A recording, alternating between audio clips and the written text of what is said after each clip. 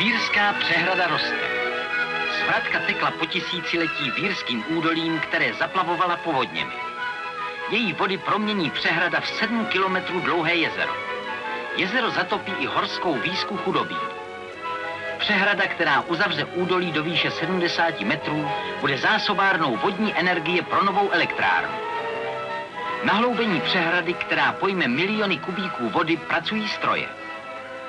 Růst stavby si vyžaduje dalších strojů.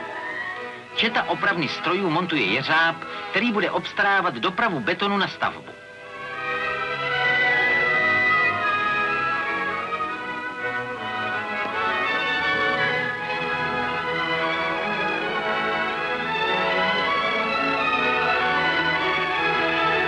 Ani továrna na výrobu betonu v zimě nezahálí. Vyrábí denně až 900 kubíků předehřátého betonu. Jeho teplota nesmí cestou zamrazu podstatně klesnout. Proto se vozíky přikrývají.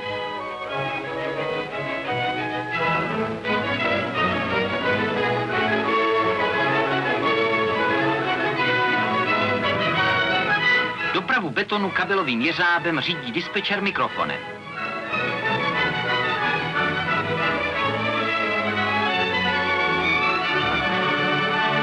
Betonáři na Vírské přehradě přemohli zimu. Podle sovětských zkušeností betonují i tenkrát, když teplota klesne hluboko pod bod mrazu. Za měsíc položí na 13 000 kubíků betonu. Zabetonovaná plocha se přikrývá, aby beton nezmrzl dříve, než správně stuhne.